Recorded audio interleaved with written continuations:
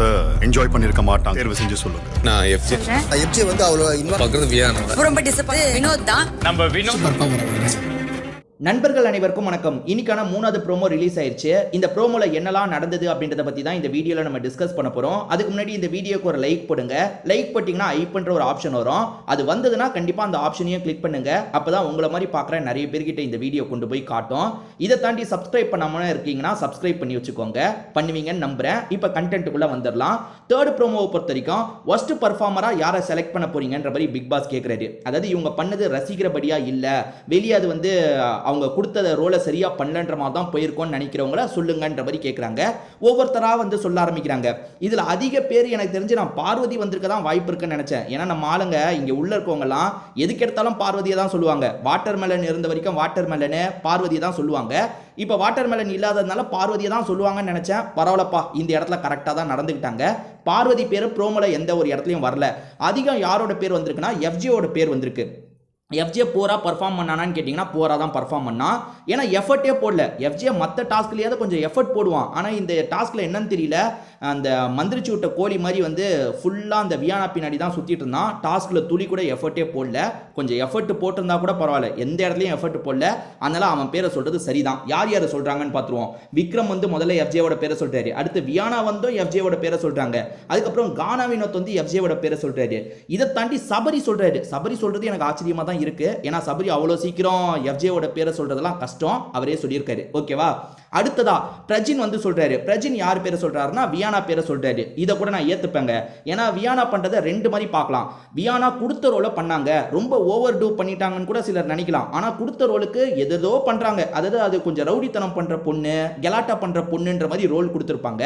ஃபுல்லா கெலாட்டா பண்ணாங்க. ஆனா அந்த கெலாட்டா சில இடத்துல எல்லையே தாண்டிருச்சு. ஒரு குறிப்பிட்ட அளவுக்கு தான் பண்ணணும். பட் ஓகே, ஏதோ அவங்களுக்கு கொடுத்த ரோலை மெனக்கெட்டு பண்ணாங்கல்ல.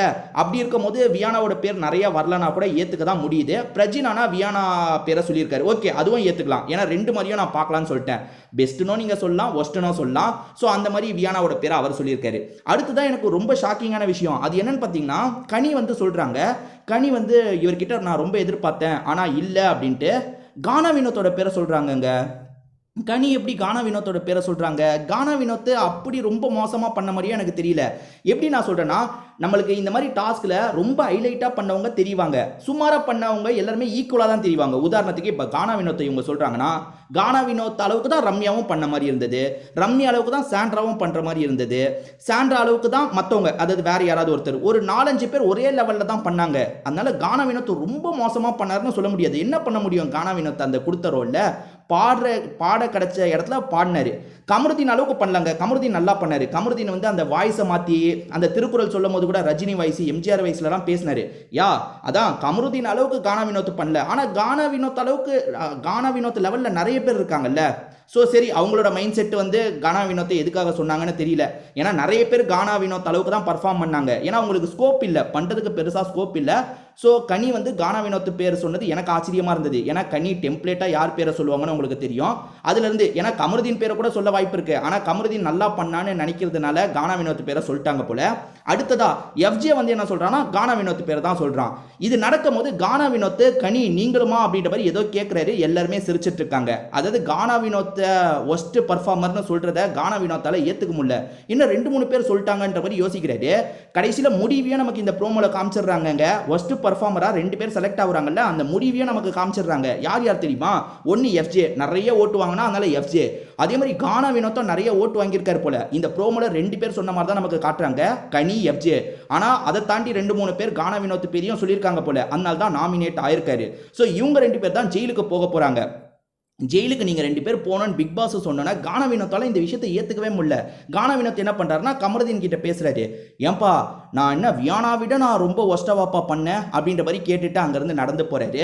எஃப்ஜே ஒஸ்டான்னு கேட்டிங்கன்னா டவுட்டே வேணாங்க, ஒஸ்ட்ன்றதை நான் ஏற்றுப்பேன். ஆனால் கானா வினோத்தை பொறுத்த வரைக்கும் கானா வினோத் ஈக்குவல் நிறைய பேர் பண்ணாங்க. அதாவது கானா வினோத் பயங்கரமாக பண்ணிட்டாருன்னு நான் சொல்ல மாட்டேன், சுமாராக தான் பண்ணாரு. ஆனால் அவர் லெவல்லையே ஒரு 4-5 பேர் இருக்காங்க. அவங்களாம் ஏன் வரலன்றது தான் என்னோட கேள்வி. உதாரணத்துக்கு சாண்ட்ரா பேர்லாம் வந்திருக்கலாம் நாமினேஷனில். அதே மாதிரி வந்து திவ்யா கணேஷோட பேர் கூட நாமினேஷன்ல வந்திருக்கலாம், ரம்யா ஜோவோட பேர் கூட நாமினேஷன்ல வந்திருக்கலாம். அவங்க எல்லாம் எப்படி தப்பிச்சாங்க, கானா வினோத் எப்படி மாட்டினார்னு தெரியல.